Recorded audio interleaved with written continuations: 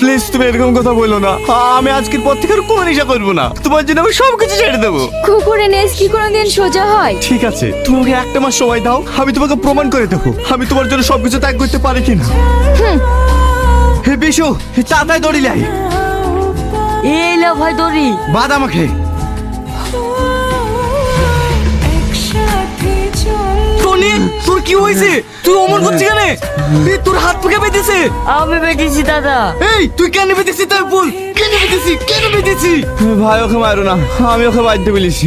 কিন্তু কেন ওকে বাঁধতে বলেছি?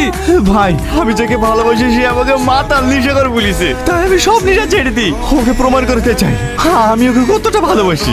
আমিও তোর কষ্ট সহ্য করতে পারবো না এই বিষয়।